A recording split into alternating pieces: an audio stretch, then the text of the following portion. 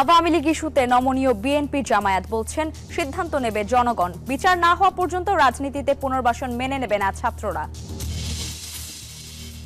111-এর বড় ভুক্তভোগী বিএনপি, কোকোর মৃত্যুবার্ষিকীতে বললেন নেতারা ফ্যাসিস্টদের ঠেকাতে ঐক্যের ডাক জামায়াতের।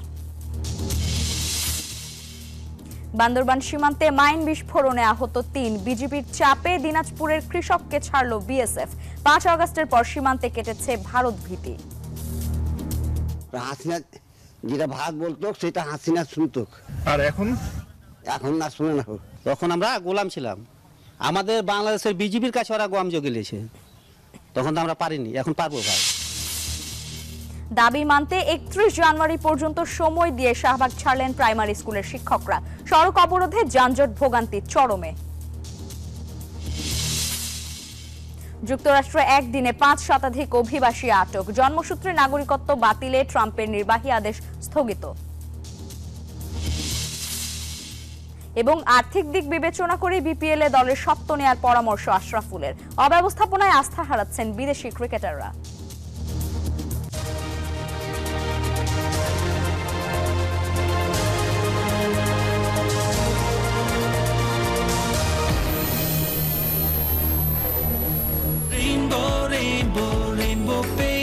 Rainbow Paints, the color of joy. দর্শক, স্বাগত নিউজ 24 সংবাদের সঙ্গে আছি আমি লাইবা জান্নাত। দেখছিলেন সংবাদ শিরোনাম।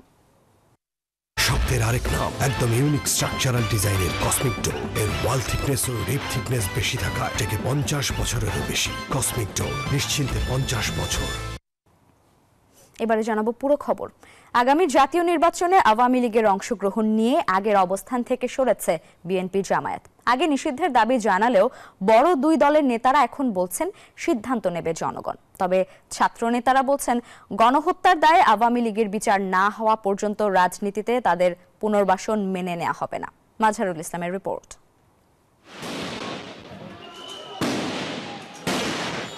দীর্ঘ ১৫ বছর আওয়ামী লীগের গুম, খুন এবং নির্যাতনের শিকার হয়েছেন হাজার হাজার মানুষ। ক্ষমতায় টিকে থাকার জন্য ছাত্র জনতার অভ্যুত্থান ঠেকাতে চালিয়েছিল গণহত্যা।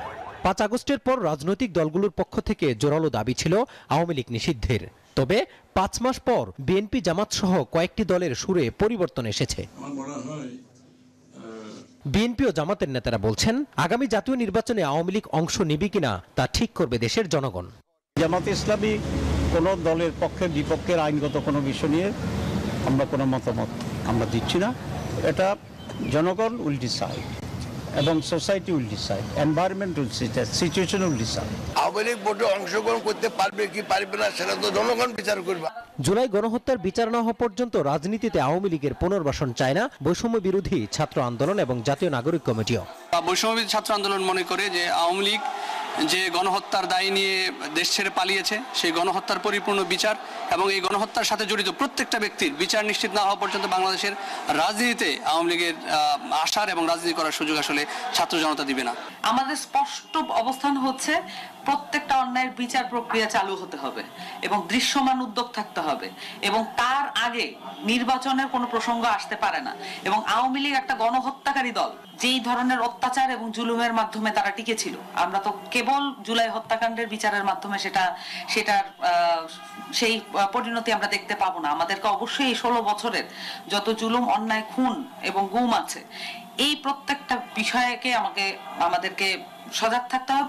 ছাত্র নেতারা বলছেন দেশের রাজনীতিতে আওয়ামী লীগের পরিচয় গণহত্যাকারী দল হিসেবে। তাদের অপকর্মের ফল অবশ্যই তাদেরকে ভোগ করতে হবে। মাজহারুল ইসলাম, নিউজ 24, ঢাকা। এই যে আমার ব্যাংক আরএফএল গ্যাস স্টোভ, এর সায়েন্টিফিক নজল আর ব্রাশ বার্নার তাপকে সমানভাবে ছড়িয়ে খরচ বাঁচায় 25%। আরএফএল গ্যাস স্টোভ নিরাপদ ও গ্যাস সাশ্রয়ী। ৩০০ ফুড গ্রেড স্টেইনলেস স্টিলে তৈরি, যা নিশ্চিত করে জংবিহীন সিঙ্কের আজীবন নিশ্চয়তা। আরএফএল কিচেন সিঙ্ক, স্বাস্থ্যকর কিচেনের চিরস্থায়ী সমাধান। 111-এর সবচেয়ে বড় ভুক্তভোগী বিএনপি। শহীদ প্রেসিডেন্ট জিয়াউর রহমানের ছোট ছেলে আরাফাত রহমান কোকোর মৃত্যুবার্ষিকীতে এসব কথা বলেন দলটির নেতারা। তাদের অভিযোগ, কথিত -2 ষড়যন্ত্রের ক্ষত নিয়ে মারা গেছেন কোকো। উপদেষ্টাদের মধ্য থেকে কিংস পার্টি গঠনের প্রক্রিয়া চলছে বলেও অভিযোগ করেন তারা। বিএনপির ভারপ্রাপ্ত চেয়ারম্যান তারেক রহমানের ছোট ভাই বিশিষ্ট ক্রীড়া সংগঠক মরহুম আরাফাত রহমান কোকর 10ম মৃত্যুবার্ষিকী। শুক্রবার সকালে রাজধানীর বনানীতে তার কবর জিয়ারত করেন বিএনপির জ্যেষ্ঠ যুগ্ম মহাসচিব রুহুল কবির রিজভী ও দলের নেতাকর্মীরা। পরে সাংবাদিকদের সঙ্গে কথা বলেন রুহুল কবির রিজভী। বলেন, উপদেষ্টাদের মধ্য থেকে কিংস পার্টি গঠনের প্রক্রিয়া চলছে। এ ধরনের দল গঠন হলে তার নিরপেক্ষতা নিয়ে প্রশ্ন ওঠা স্বাভাবিক। আমরা তো এই শুনছি যে সরকারের ভেতর থেকে কেউ কেউ রাজনৈতিক দল গঠন করার চেষ্টা করছে। তাহলে তো সরকারের নিরপেক্ষতা নিয়ে জনগণ প্রশ্ন করতেই পারে, মানুষ প্রশ্ন করতেই পারে।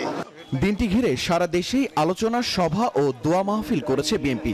রাজধানীর নয়াপল্টনে বিএনপির কেন্দ্রীয় কার্যালয়ের আয়োজনেও উঠে আসে নতুন দলের প্রসঙ্গ। নেতারা বলেন, গণতান্ত্রিক উপায়ে নতুন দল এলে 11 সময় বিএনপি ভয়াবহ পরিস্থিতির মুখে পড়েছিল বলেও মন্তব্য করেন তারা। অনেকে বলেন নতুন একটি দল হচ্ছে আর বিএনপি এখানে জেলাস করছে। এই কথা যারা বলেন তারা জাতির শত্রু। আমরা স্বাগত জানাই যারা দল করবে, যারা দল করবেন তারা গণতান্ত্রিক প্রক্রিয়ায় দেশটাকে পরিচালিত করবেন। আমরা সহায়তা করার প্রয়োজন পড়লে।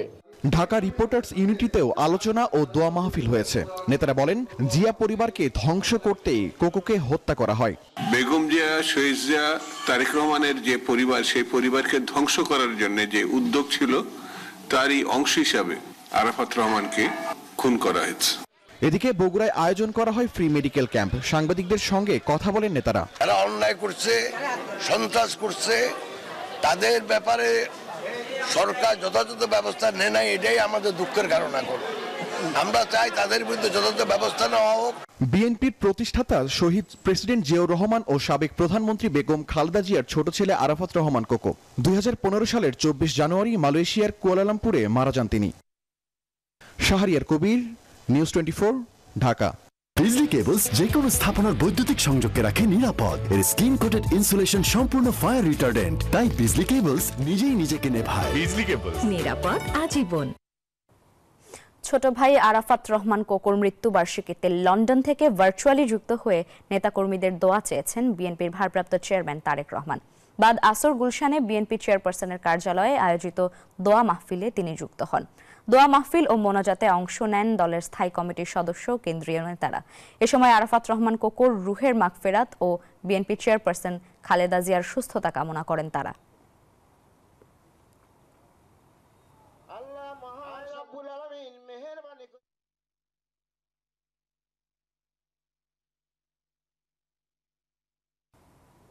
ফ্যাসিস্টরা যেন আর ফিরে না আসে, সেজন্য দেশের প্রত্যেক নাগরিককে ঐক্যবদ্ধ থাকতে হবে, এমনটি বলেছেন জামায়াতের ইসলামীর আমির ডক্টর শফিকুর রহমান।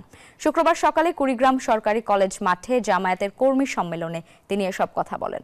তিনি আরো বলেন, আওয়ামী লীগ সরকার উন্নয়নের নামে 26 লাখ কোটি টাকা পাচার করেছে।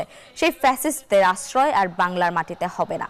এদিকে সন্ধ্যায় রংপুরে এক পথসভায় জামায়াতে ইসলামীর আমির ডক্টর শফিকুর রহমান বলেন, ফ্যাসিস্ট হাসিনা সরকারের নতজানু পররাষ্ট্রনীতির কারণে সীমান্তে ফেলানি হত্যা সহ কোনো হত্যাকাণ্ডের সুবিচার পায়নি বাংলাদেশের মানুষ। এখন তারা বাংলাদেশের সীমান্তে উৎপাত করছে। আমরা যেন কেউ চুরিচামারি না করি, চাঁদাবাজি না করি, দখল বাণিজ্য না করি, ঘুষের ভাগ না বসাই, মামলা বাণিজ্য না করি এবং ফ্যাসিজম ফিরে আসে, ফ্যাসিস্টকে আমরা যেন কোনো ধরনের আশ্রয় প্রশ্রয় না দিই। মুজিববাদী একদলীয় সংবিধানের অধীনে বহুদলীয় গণতন্ত্র বাংলাদেশে অসম্ভব, এমন মন্তব্য করেছেন জাতীয় নাগরিক কমিটির আহ্বায়ক নাসির উদ্দিন পাটোয়ারি। শুক্রবার শাহবাগে বেসরকারি বিশ্ববিদ্যালয়ের শিক্ষার্থীদের উদ্যোগে March for unity and justice সমাবেশে একথা বলেন তিনি। বলেন, গণপরিষদ নির্বাচনের জন্য সবাইকে প্রস্তুতি নিতে হবে, এর মাধ্যমে বাংলাদেশের ভবিষ্যৎ নির্ধারণ হবে। জুলাই আন্দোলনে গণহত্যাকারী খুনি শেখ হাসিনা সহ জড়িতদের বিচারের আওতায় আনার জোর দাবি জানান শিক্ষার্থীরা।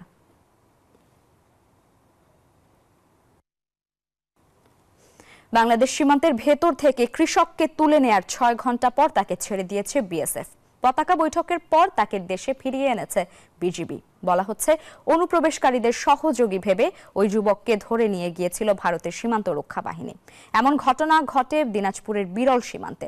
এদিকে বান্দরবানের মিয়ানমার সীমান্তে 3টি মাইন বিস্ফোরণের ঘটনা ঘটেছে, আহত হয়েছেন 3 বাংলাদেশি। শুক্রবার সকালে বিরল এনায়েতপুর দ্বীপনগর গ্রামে সীমান্তে শূন্যরেখার ৩২৩ নং পিলারের পাশে আলামিন নামে এক যুবক নিজ জমিতে কাজ করছিলেন। এ সময় বিএসএফ এসে তাকে ভারতীয় ক্যাম্পে তুলে নিয়ে যায়।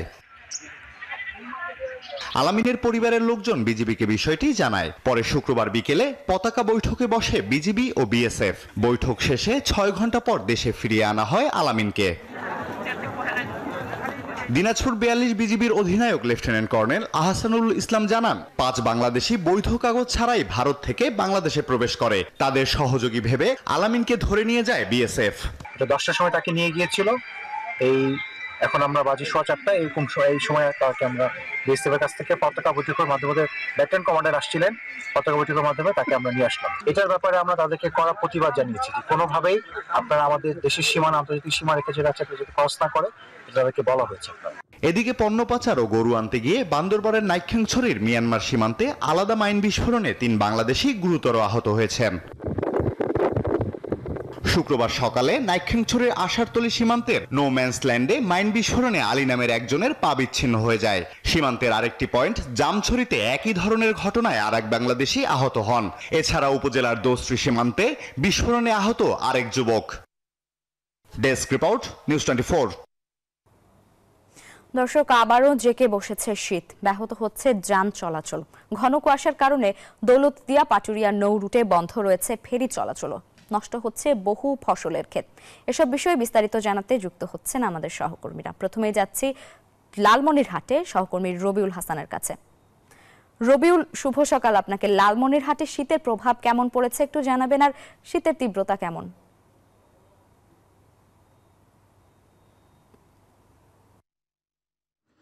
শুভ সকাল লাইবা। আপনি যেমনটি বলছিলেন, লালমনিরহাটে কিন্তু গত 5 দিন ধরে সূর্যের দেখা নেই এবং কনকনে ঠান্ডা বিরাজ করছে। সাথে সাথে রয়েছে হিমেল হাওয়া আর বাতাস। এই বাতাসে কিন্তু গত 4 দিন ধরে কিন্তু কোনো সূর্যের মুখ দেখা না মেলায় এখানকার মানুষ কিন্তু অনেক কষ্টে রয়েছে এবং জুবুতুবু হয়ে পড়ছে। এবং আজকেও কিন্তু কুয়াশার চাদরে ঘেরা রয়েছে গোটা লালমনিরহাটের রাস্তাঘাট এবং পথঘাট। এবং এখানকার মানুষ কিন্তু অনেক কষ্টে দিন যাপন করছে। বিশেষ করে শ্রমজীবী যারা মানুষ রয়েছে তারা কিন্তু অনেক কষ্টে রয়েছে। এদিকে তিস্তা ধরলা তীরবর্তী মানুষের কষ্ট বৃদ্ধি পেয়েছে। গত 4 দিন ধরে সূর্যের মুখ দেখা না মেলায় তারা কিন্তু কোনো কাজকর্মে যেতে পারেনি। তারা কিন্তু অনেক কষ্টে দিন যাপন করছে। পাশাপাশি আজকে লালমনিরহাট জেলার সর্বনিম্ন তাপমাত্রা 13.2 ডিগ্রি সেলসিয়াস বলে আবহাওয়া অফিস আমাদের জানিয়েছেন। পাশাপাশি গত 2 দিন ধরে কিন্তু প্রচুর পরিমাণে কুয়াশা আচ্ছন্ন হয়ে পড়েছে এবং বৃষ্টির মতো পড়েছে কুয়াশা। তো এই ছিল আমার কাছে সর্বশেষ। আমরা যাচ্ছি কুড়িগ্রামে সহকর্মী সূর্যর কাছে কুড়িগ্রামের শীতের সংবাদ জানতে।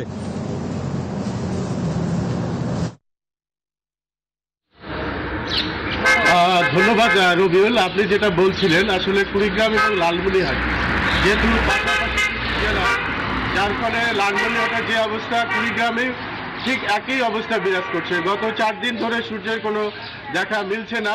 কৃষি প্রধান কুড়িগ্রামের যারা সকালে খেটে খাওয়া মানুষ কাজে বের হবে, তারা কিন্তু সকাল সকাল বের হতে পারছে না, কারণ ঘন কুয়াশা এবং ঝিরঝির গুড়ি কুয়াশার কারণে তারা কিন্তু মুভমেন্ট করতে পারছে না, মাঠে সেভাবে বেশিক্ষণ থাকতে পারছে না, হাত পা ঝিম হয়ে আসছে বলে তারা কিন্তু আমাদেরকে জানাচ্ছে। এবং সকাল থেকে 9টা পর্যন্ত প্রায় এই অবস্থা থাকে। দিনে কিছুটা কুয়াশা কম থাকলেও বিকেল থেকে সারা রাত পর্যন্ত এই অবস্থা বিরাজ করে। এই রকম যখন পরিস্থিতি, তখন আমরা জেলা প্রশাসনকে জানিয়েছিলাম যে শীতার্ত মানুষের জন্য তাদের আছে কিনা। এখন পর্যন্ত কুড়িগ্রামে প্রায় 35,000 কম্বল বিতরণ করা হয়েছে। মাঝখানে আবহাওয়া উন্নত হওয়ায় পরিস্থিতি কিছুটা ভালো ছিল, ফলে আর চাওয়া হয়নি বরাদ্দ। ফলে এখন মানুষ শীত বস্তির জন্য আহ্বান জানাচ্ছে। এই ছিল আমার কাছে সর্বশেষ। ফিরে যাচ্ছি স্টুডিও।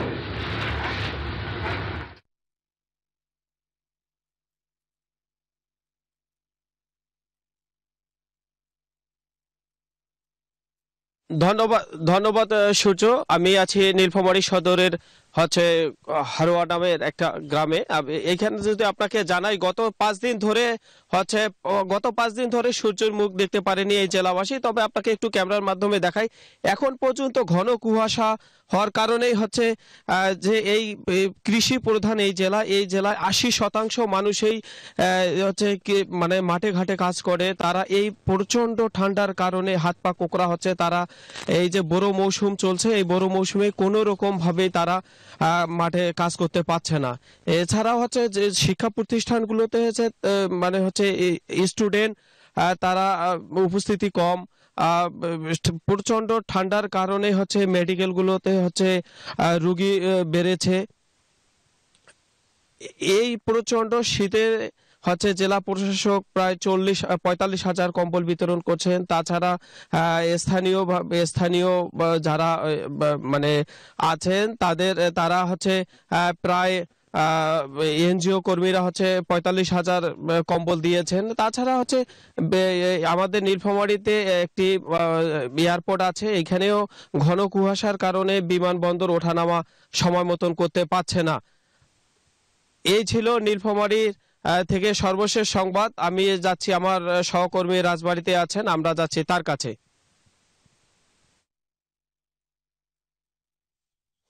ধন্যবাদ দা। আপনি যেমনটি বলছেন, আসলে শীত মানেই কিন্তু এক ধরনের ভোগান্তি। আমরা রাজবাড়িতে, যেহেতু দেশের অন্যতম নৌরুট রয়েছে দৌলতদিয়া পাটুরিয়া নৌরুট, এই রুটে কিন্তু শীতের সময় প্রতিদিনই কিন্তু দীর্ঘ সময় ফেরি বন্ধ থাকছে ঘন কুয়াশার কারণে। গত রাত 3টা 20 মিনিট থেকে কিন্তু ফেরি চলাচল বন্ধ রয়েছে এই ঘন কুয়াশার কারণে। সেটি কিন্তু এখনো চলাচল করা সম্ভব হয়নি।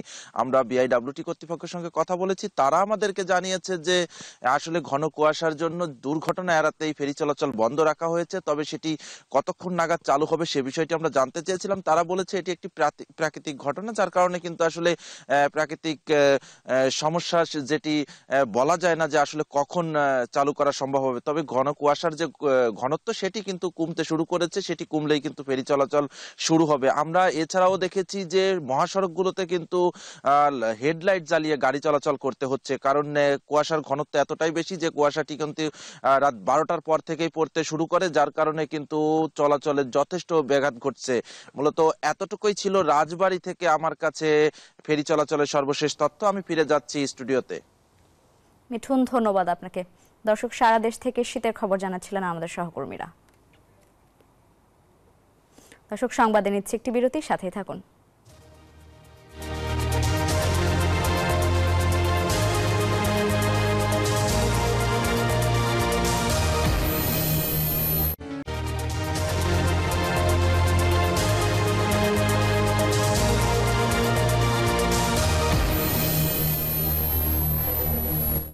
দর্শক, স্বাগত আবারও নিউজ 24 সংবাদে। রাজশাহী বিশ্ববিদ্যালয়ের অভ্যন্তরে এক কলেজ শিক্ষার্থীর মৃত্যুর ঘটনায় মহাসড়কে আগুন জ্বালিয়ে অবরোধ করেছে স্থানীয়রা। শুক্রবার সন্ধ্যা 7টার দিকে বিশ্ববিদ্যালয়ের প্রধান ফটক থেকে মিছিল বের করে তারা। মিছিল নিয়ে বিনোদপুর বাজারে এসে টায়ার জ্বালিয়ে ঢাকা রাজশাহী মহাসড়ক অবরোধ শুরু করে। এ সময় নিহত শিক্ষার্থী শিমুলের মৃত্যুর ঘটনায় সুষ্ঠু তদন্ত এবং জড়িতদের শাস্তির দাবি জানানো হয়। এছাড়া রাবি প্রক্টরের বিরুদ্ধেও বিভিন্ন স্লোগান দেন আন্দোলনকারীরা।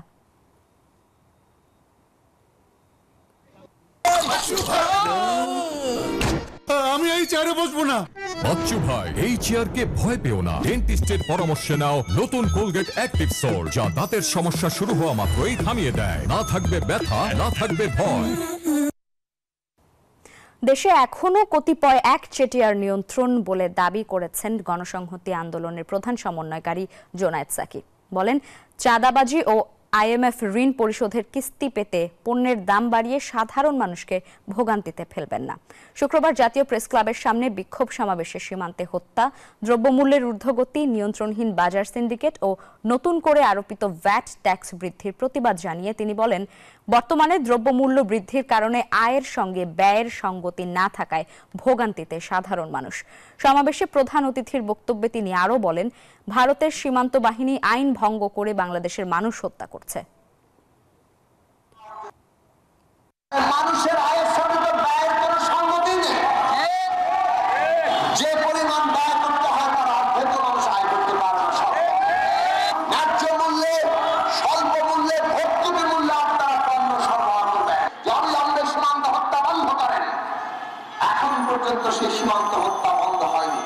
কয়েকদিন আগে সীমান্তে বাংলাদেশের নাগরিককে হত্যা করা হয়েছে।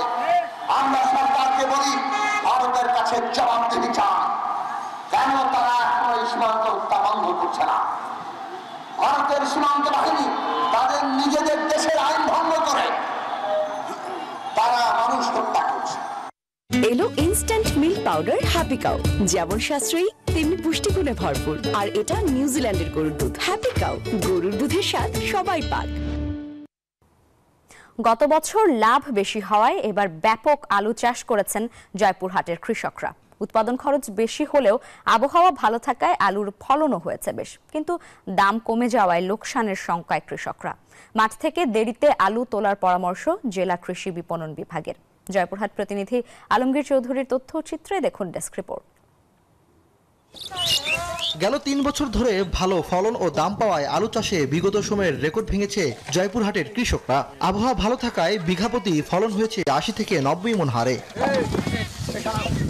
কিন্তু বাজারে আমদানি বাড়ার সাথে সাথে আলুর দামও কমেছে, ফলে বিপাকে পড়েছে কৃষকরা। বলছেন লাভ তো দূরের কথা, উৎপাদন খরচ উঠতে হিমশিম খাচ্ছে তারা। অন্যান্য বছর হয়তো লাভ দেখা গেছে, এগুলা বাদ দিয়েও ২-১০ হাজার টাকা লাভ দেখা গেছে, কিন্তু এবারে আসল যে টাকাটা খরচ করেছি এইটাই উঠবে না। 10 থেকে 12 টাকা কেজি আমাদের কাছ থেকে নিচ্ছে, কিন্তু বাজারে বিক্রি হচ্ছে 20 টাকা। আমরা সেই ন্যায্য মূল্য পাচ্ছি না। উৎপাদন আগের গত বছর তো অনেক ভালো, কিন্তু বর্তমান দাম না পাওয়ার জন্য দেখা যাচ্ছে আমাদের হয়তো ক্ষতির মুখ দেখতেছি। এদিকে আলুর দরপতনে দেশের বিভিন্ন স্থান থেকে আসা ব্যবসায়ীরা সরাসরি মাঠ থেকে আলু কিনছেন। জয়পুরহাটের আলুটা মান ভালো, টাকে আলু নিয়ে আমরা বেশি ফরিদপুরে বেশি। আমি সরাসরি কৃষকের কাছ থেকে আলু ক্রয় করি এবং দেশের বিভিন্ন জাত, যেমন ধরেন চিটাগাং, ঢাকা, এগুলোতে পাঠাই। কম দামের কথা স্বীকার করে লোকসান ঠেকাতে মাঠ থেকে দেরিতে আলু তোলার পরামর্শ জেলা কৃষি বিপণন বিভাগের। আমরা কৃষকদের পরামর্শ দিচ্ছি যাতে তারা দেরিতে আলুটা উত্তোলন করে, তাহলে তার ন্যায্য মূল্য পাওয়ার ক্ষেত্রে সুবিধা হবে। এক্ষেত্রে যাতে কোনো সিন্ডিকেটও কাজ না করে, এই জন্য আমরা কৃষি বিপণন দপ্তরের পক্ষ থেকে সর্বদা সচেষ্ট আছি। আলু রপ্তানির পাশাপাশি আলুর বহুমুখী ব্যবহার বাড়ানোর তাগিদ সংশ্লিষ্টদের। Desk report, news 24। সাতক্ষীরায় বাণিজ্যিকভাবে বাড়ছে সফট শেল কাঁকড়ার চাষ। দেশে এর তেমন চাহিদা নেই, তবে বিদেশে রয়েছে। চাষিরা বলছেন ভবিষ্যতে রপ্তানিতে চিংড়িকেও হার মানাতে পারে এই জলজ সম্পদ। উপকূলীয় এলাকায় বিপুল কর্মসংস্থানও সৃষ্টি হয়েছে। মনিরুল ইসলাম মনির তথ্যচিত্রে দেখুন ডেস্ক রিপোর্ট। সুন্দরবনের উপর নির্ভর করে সাতক্ষীরার উপকূলে আধুনিক পদ্ধতিতে গড়ে উঠেছে শত শত কাঁকড়ার খামার। এসব খামারে পানির উপরে ভাসমান বক্সে চাষ করা হচ্ছে সফট সেল কাঁকড়া। সারিবদ্ধ প্লাস্টিকের ছিদ্রযুক্ত বাক্সে কাঁকড়ার খাবার হিসেবে দেওয়া হচ্ছে মাছের টুকরো। পুকুরের ভাসমান বক্সে ফ্যাটেনিং পদ্ধতিতে এই কাঁকড়া চাষ করে জীবিকা নির্বাহ করছেন অনেকেই। প্রায় আমার 4000 বক্স আছে। সব কাঁকড়া আমি বছরে প্রায় লাখখানি টাকা আমাদের ইনকাম আসে, তাতে আমার পরিজন নিয়ে ভালোভাবে আছি। 150 থেকে 200 জন মানুষের মতো এরকম কাজ করি এখানে। 8000, 9000 এরকম আর ভালোই বেতন পাই। প্রতি কেজি কাঁকড়ার উৎপাদন খরচ 150 থেকে 200 টাকা। প্রকারভেদে তা বিক্রি হয় 600 থেকে 800 টাকা কেজিতে। আর এসব কাঁকড়া যাচ্ছে ইউরোপ, আমেরিকায়। মাল দিতে হয়, কিন্তু 3 সপ্তাহ পরে খোলই দেবে, সব সেল হবে, তারপরে মনে করেন এখান থেকে বিদেশে রপ্তানি করা হয়। 1000, 1200, 800, 600, 500 কেজি। চিংড়ি মাছের থেকেও ঝুঁকি কম এবং অন্যান্য ব্যবসা থেকে ঝুঁকি কম, কারণ এটা বক্সে তৈরি করা হয়, যার কারণে এটা দেখা যায়, এই জন্য এটা লাভজনক। রপ্তানির ক্ষেত্রে চিংড়ি ও ইলিশের পরই কাঁকড়ার স্থান। কাঁকড়া রপ্তানি করে বিপুল বৈদেশিক মুদ্রা অর্জন সম্ভব বলে মনে করেন মৎস্য কর্মকর্তারা। আমাদের সাতক্ষীরা জেলাতে 321 হেক্টর জায়গাতে আমরা 364টি কাঁকড়া খামারে আমাদের উৎপাদন হচ্ছে এবং গত অর্থ বছরে আমাদের 165 মেট্রিক টন উৎপাদন হয়েছে এবং এইটার পাশাপাশি এটি বিদেশে রপ্তানি হচ্ছে সবচেয়ে হিসাবে। চলতি অর্থ বছরে সাতক্ষীরা থেকে 80,21,924 ডলারের সফট সেল কাঁকড়া রপ্তানি হয়েছে। Desk report, news 24। চট্টগ্রাম নগরীতে খাল পরিষ্কার করার পর তা মাসখানেকও টেকসই হয় না। আবারও দেখা দেয় আগের পরিস্থিতি। ময়লা আবর্জনা ফেলা বন্ধ না হওয়ায় এমন দশা। নানা উদ্যোগ নিয়েছে সিটি কর্পোরেশন, তবে তাও যাচ্ছে বিফলে। নগর পরিকল্পনাবিদরা বলছেন খালের নাব্য ধরে রাখতে হলে নজর দিতে হবে বর্জ্য ব্যবস্থাপনায়, বন্ধ করতে হবে পাহাড় কাটাও। বিস্তারিত জানাচ্ছেন আকরাম হোসাইন। ময়লা নির্দিষ্ট স্থানে বা ডাস্টবিনে না ফেললে আইন পকেটে না রেখে প্রয়োগ করা হবে হুঁশিয়ারি দিয়েছেন চট্টগ্রাম সিটি মেয়র।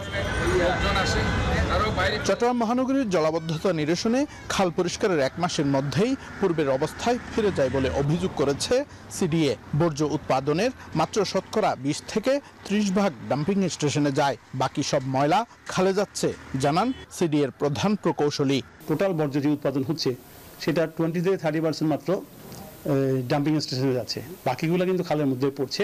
সেটা জনগণের অসচেতনতা হোক বা হোক, মানে ময়লা ফেলার যে টেন্ডেন্সি আমাদের মানুষজনের, সেগুলো উন্নত করতে হবে।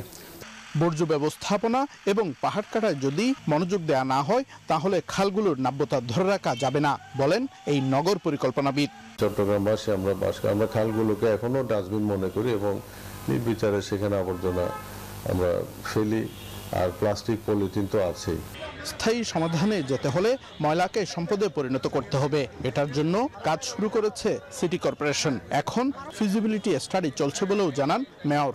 পার্মানেন্ট সলিউশনে যদি যেতে হয় তাহলে ময়লাটাকে আমাদের সম্পদে পরিণত করে, এটা ছাড়া কোনো বিকল্প নেই। যেটা আমরা এখন কাজ করছি এটা নিয়ে, বাট এটা হচ্ছে secondary tertiary stage. That means solid waste products management plant through recycling process. That may be the energy, that may be the soil product, or maybe the biogas. তো এটার জন্য ইনফ্যাক্ট আমরা কাজ করছি। বর্জ্য ব্যবস্থাপনার স্থায়ী সমাধানে নগরবাসীকেও সচেতন করে তুলতে হবে, তাগিদ দিচ্ছেন বিশেষজ্ঞরা। আকরাম হুসাইন, নিউজ 24, চট্টগ্রাম। 10ম গ্রেডের দাবিতে রাস্তায় নেমেছিলেন সরকারি প্রাথমিক বিদ্যালয়ের সহকারী শিক্ষকরা। শাহবাগ মোড় অবরোধ করে শুক্রবার বিকেলে বিক্ষোভ করেছেন তারা। সকালে তারা কেন্দ্রীয় শহীদ মিনারে সমবেত হন। প্রধান উপদেষ্টার বাসভবনের দিকে পদযাত্রা শুরু করলে বাধা দেয় আইনশৃঙ্খলা বাহিনী।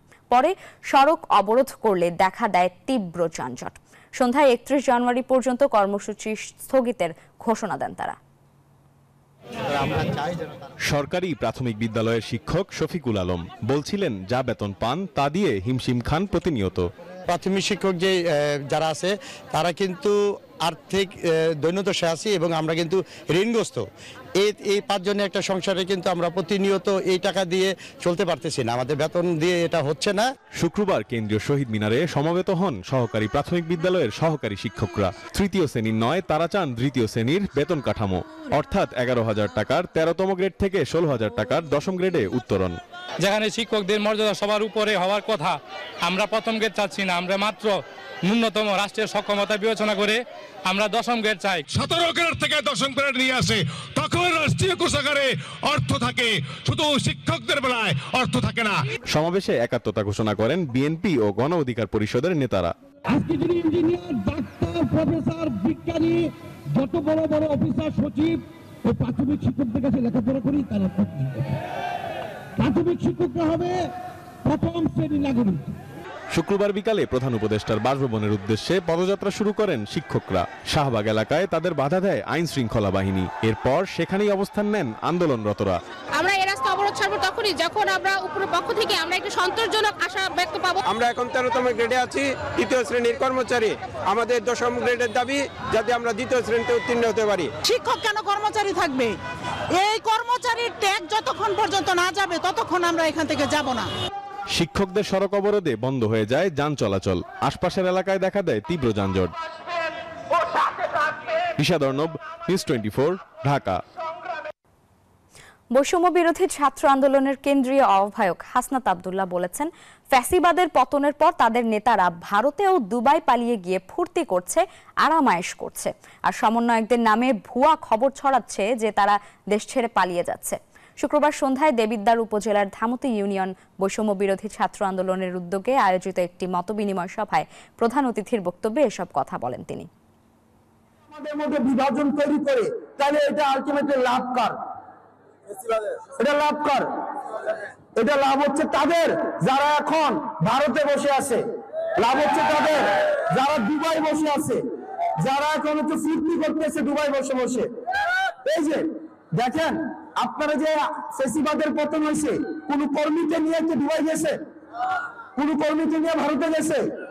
ঠিকই, কিন্তু নেতাই ভারতে আরামে আছে, নেতাই কিন্তু হচ্ছে কি আবার দুবাই আরামে করতেছে, কিন্তু এখন কর্মী কিন্তু বাড়িতে থাকতে পারতেছে। তো এই কারণে কোন নেতার পিছনে ঘুরবেন, কোন নেতাকে সমর্থন দিবেন, এগুলো আগে একটু বুঝে শুনে করবেন। খুলনা বিশ্ববিদ্যালয়ের ছাত্র অর্ণব কুমার সরকারকে গুলি করে হত্যা করেছে দুর্বৃত্তরা। পুলিশ জানায়, শুক্রবার রাত 9টার দিকে অর্ণব কুমার তেঁতুলতলা মোড়ে নর্থ ওয়েস্টার্ন ইউনিভার্সিটির পাশে একটি চায়ের দোকানের সামনে মোটর সাইকেলে হেলান দিয়ে দাঁড়িয়েছিলেন। এ সময় তাকে কয়েকজন দুর্বৃত্ত ঘিরে ধরে এবং কাছ থেকেই তার মাথায় গুলি করে পালিয়ে যায়। পরে মুমূর্ষু অবস্থায় উদ্ধার করে খুলনা মেডিকেল কলেজ হাসপাতালে নিলে চিকিৎসক তাকে মৃত ঘোষণা করেন। হত্যাকাণ্ডে জড়িতদের গ্রেপ্তারের চেষ্টা চলছে বলে জানিয়েছে পুলিশ। অর্ণব খুলনা বিশ্ববিদ্যালয়ের মাস্টার্স প্রথম বর্ষের শিক্ষার্থী ছিলেন।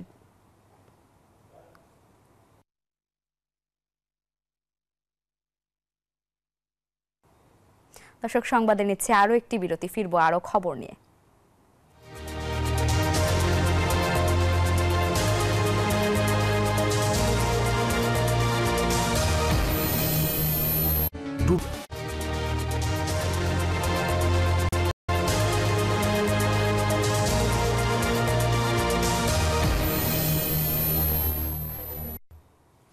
দর্শক, স্বাগত আবারও সংবাদে। এবারে জানাবো অর্থ বাণিজ্য সংবাদ।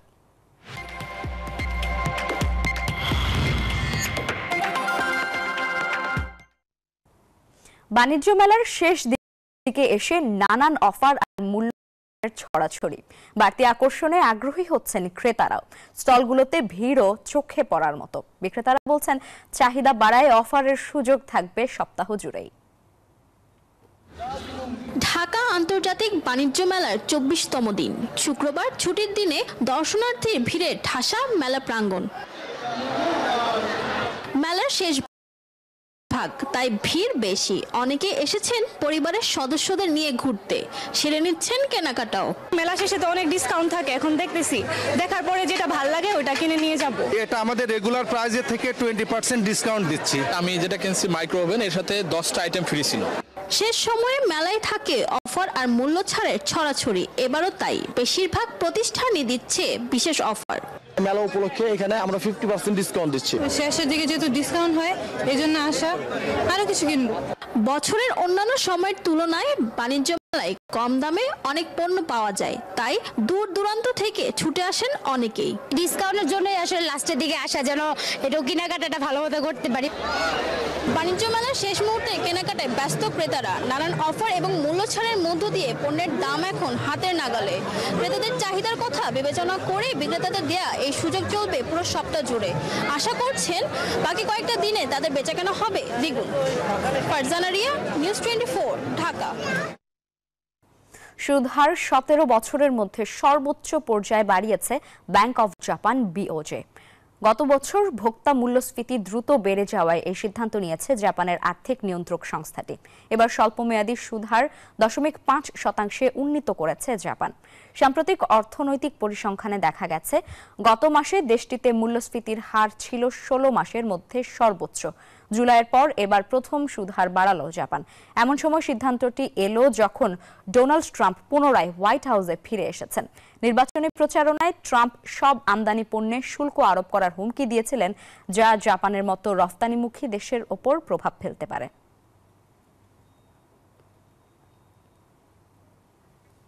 জানাবো আন্তর্জাতিক সংবাদ।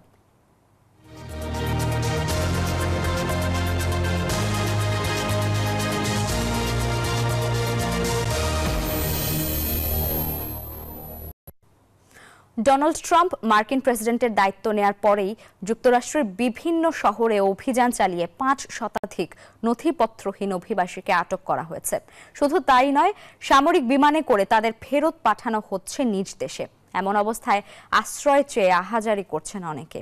এদিকে জন্মসূত্রে নাগরিকত্ব আইন বাতিলে ট্রাম্পের সই করা নির্বাহী আদেশ সাময়িকভাবে স্থগিত করেছেন দেশটির একটি আদালত।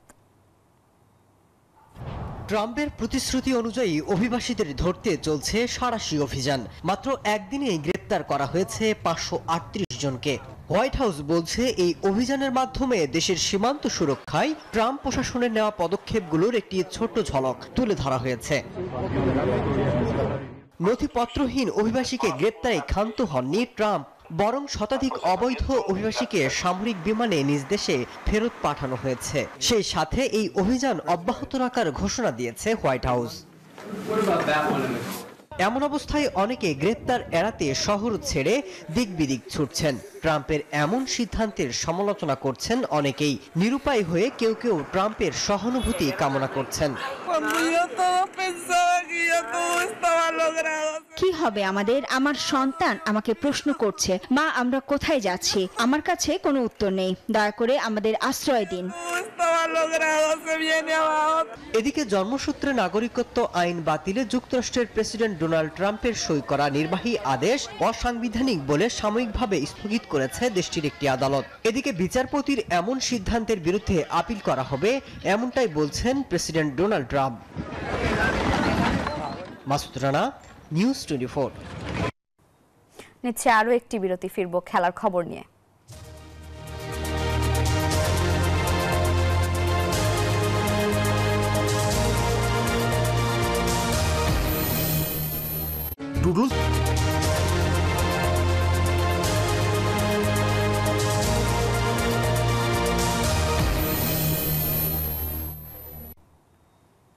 স্বাগত আবারও নিউজ 24 সংবাদে। এবারে জানাবো খেলার সংবাদ।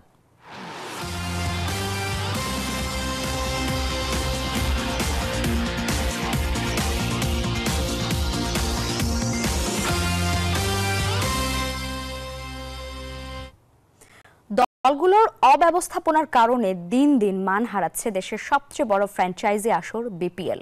আর্থিক দিক বিবেচনা করে বিপিএল এর দলগুলোর মালিকানা সত্ত্ব দেওয়ার পরামর্শ সাবেক অধিনায়ক মোহাম্মদ আশরাফুলের।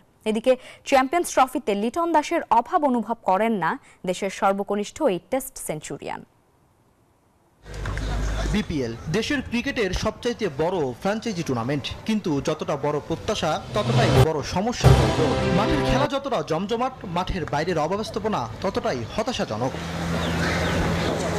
প্রায় প্রতি বছরই খেলোয়াড়দের পাওনা অর্থ নিয়ে টালবাহানা করে দলগুলো। তাতে বিদেশি ক্রিকেটাররাও বাংলাদেশ লিগের প্রতি বিশ্বাস হারাচ্ছেন। বিশ্বজুড়ে ছড়াচ্ছে বিপিএল এর অব্যবস্থাপনার গল্প। প্রত্যেক বিপিএল আসলে এই ঘটনাটা ঘটে, দুঃখজনক।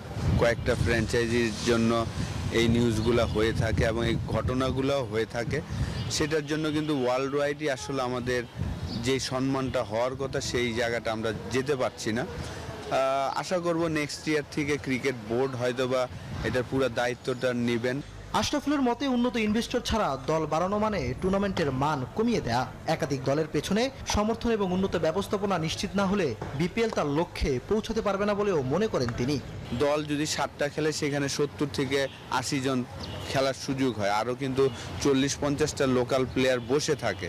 তো দল কমানো না, যদি ইনভেস্টর ভালো থাকে, ভালো ফ্র্যাঞ্চাইজি থাকে, তাহলে দল আরও একটা বাড়ানো উচিত আমি মনে করি। কিন্তু যদি আপনার ভালো ইনভেস্টর, ভালো ফ্র্যাঞ্চাইজি না থাকে, তখন দল কমাতে হবেই আসলে। এদিকে চ্যাম্পিয়ন্স ট্রফির দল ঘোষণার পরেই ফর্মে ফিরেছেন লিটন দাস। অনেকে লিটনকে জাতীয় দলের স্কোয়াডে দেখতে চাইলেও আশরাফুল বলছেন ভিন্ন কথা। লাস্ট 1 বছরের পারফরমেন্স যদি আপনি দেখেন, ওয়ানডেতে তার অতটা ভালো যাচ্ছে না, নতুন বলে সে সার্ভাইভ করতে পারছে না। ইমরান হোসেন, নিউজ 24, ঢাকা। এদিকে দেখতে দেখতে শেষ বিপিএল এর চট্টগ্রাম পর্ব। বিদেশি ক্রিকেটারদের পেছনে ফেলে সেরাদের তালিকার দাপট দেশিদের। পয়েন্ট টেবিলে সবার ওপরে রংপুর রাইডার্স। ঢাকা সিলেট হয়ে চট্টগ্রাম পর্ব শেষে আবারও বিপিএল ফিরছে ঢাকায়। মিরপুরে পর্দা নামবে ঘরোয়া ক্রিকেটের সবচেয়ে বড় এই আসরের। বন্দরনগরী চট্টগ্রামে 4 ছক্কার উন্মাদনায় এতদিন মজে ছিল ক্রিকেট প্রেমীরা।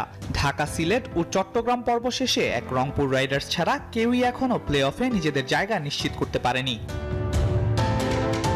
শতভাগ সফলতা নিয়ে চট্টগ্রামে পা রাখে উত্তরের দলটি। তবে এ পর্বে প্রথমবারের মতো হারের স্বাদ পায় রংপুর রাইডার্স। 9 ম্যাচ খেলে 16 পয়েন্ট নিয়ে যথারীতি পয়েন্ট টেবিলের শীর্ষে রয়েছে নুরুল হাসান সোহানের দল। ডিফেন্ডিং চ্যাম্পিয়ন বরিশাল 8 ম্যাচে 6 জয় নিয়ে টেবিলের 2 অবস্থান করছে। 3-এ চিটাগং কিংস। 4 জয় ও 5 পরাজয় নিয়ে 8 পয়েন্ট নিয়ে 4-এ অবস্থান করছে খুলনা টাইগার্স। 10 ম্যাচ থেকে 6 হার ও 4 জয়ে 8 পয়েন্ট নিয়ে টেবিলের 5ম স্থানে রয়েছে দুর্বার রাজশাহী। ঢাকা ক্যাপিটালস টেবিলের 6ষ্ঠ স্থানে রয়েছে। সিলেট স্ট্রাইকার্স 9 ম্যাচে 2 জয় 7 হারে 4 পয়েন্ট নিয়ে টেবিলের সবার নিচে। এবারের বিপিএলে ব্যাটে বলে দেশি খেলোয়াড়দের অসাধারণ নৈপুণ্য উপভোগ করছে দর্শকরা, যার প্রমাণ সর্বোচ্চ রান উইকেট শিকারের তালিকায় শীর্ষে তানজিদ তামিম ও তাসকিন আহমেদের থাকা। ব্যাট হাতে 10 ম্যাচে 46.66 গড়ে 420 রান ঢাকার এই ওপেনিং ব্যাটসম্যানের। অন্যদিকে বল হাতে সবাইকে ছাড়িয়ে দুর্বার রাজশাহীর তারকা পেসার তাসকিন আহমেদ 10 ম্যাচে 22 উইকেট নিয়ে তালিকার শীর্ষে এই স্পিড স্টার। আগামী রোববার থেকে ঢাকা পর্ব শুরু হয়ে 7 ফেব্রুয়ারি ফাইনাল দিয়ে পর্দা নামবে বিপিএল এর 11তম আসরের। আল মাহমুদ ফাহিম, নিউজ 24। সাদা বলের ক্রিকেটে মলিন লিটন কুমার দাস এবার জায়গা পেলেন ক্রিকেট ভিত্তিক জনপ্রিয় ওয়েবসাইট ESPN ক্রিক ইনফোর বর্ষসেরা টেস্ট ইনিংসের সংক্ষিপ্ত তালিকায়। 2024 সালে পাকিস্তানের বিপক্ষে দলের বিপর্যয়ের মুখে দাঁড়িয়ে খেলেন 138 রানের ইনিংস, আর বাংলাদেশ ম্যাচ জেতে 6 উইকেটে। 2015 সালে অমিত প্রতিভা দেখিয়ে আন্তর্জাতিক ক্রিকেটে পা রেখেছিলেন লিটন দাস। ফতুল্লায় ভারতের বিপক্ষে অভিষেক ম্যাচেই 45 বলে 44 রানে চোখ জোড়ানো ইনিংসে নিজের প্রতিভার প্রমাণ রাখেন। তবে লিটন মাঝে মাঝে দারুণ সব ইনিংস উপহার দিলেও ধারাবাহিক ছিলেন না কখনোই। সাম্প্রতিক সময়ে সাদা বলে বাজে ফর্মে খেসারত দিয়ে বাদ পড়েছেন চ্যাম্পিয়ন্স ট্রফির দল থেকে। চলমান বিপিএলেও কঠিন সময় যাচ্ছিল লিটন দাসের। সামাজিক যোগাযোগ মাধ্যম থেকে দর্শক গ্যালারি সর্বত্রই লিটনকে সহ্য করতে হয়েছে নানা ধরনের ট্রলের। তবে লিটন তার জবাব দিয়েছে ব্যাটে সেঞ্চুরি আর 50 হাঁকিয়ে। সাদা বলে ব্যর্থ লিটনই লাল বলের ক্রিকেটে রং ছড়িয়েছেন 22 গজে, যা স্বীকৃতিও পেলেন এবার। জনপ্রিয় ক্রিকেট ভিত্তিক ওয়েবসাইট সংবাদ মাধ্যম ক্রিক ইনফোর বর্ষসেরা টেস্ট ইনিংসের সংক্ষিপ্ত তালিকায় জায়গা পেয়েছে লিটনের একটি সেঞ্চুরি। 2024 সালে সেরা টেস্ট ইনিংস বাছাইয়ের জন্য 5 জনের একটি সংক্ষিপ্ত তালিকা প্রকাশ করেছে ক্রিক ইনফো, যেখানে লিটনের প্রতিদ্বন্দ্বী ইংল্যান্ডের ওলি পোপ, ভারতের জাসওয়াল, অস্ট্রেলিয়ার ট্রাভিস হেড ও ইংল্যান্ডের হ্যারি ব্রুকস। 2024 সালে পাকিস্তানের বিপক্ষে টেস্ট জয়ের পাশাপাশি সিরিজ জয় ও হোয়াইট ওয়াশ করাও স্বাদ পায় বাংলাদেশ, যেখানে বড় অবদান ছিল লিটনের। শুভদেবনাথ, নিউজ 24। দর্শক, আর এই ছিল নিউজ 24 সংবাদে। আরও সংবাদ বিশ্লেষণ জানতে ভিজিট করুন news24bd.tv। ধন্যবাদ সবাইকে।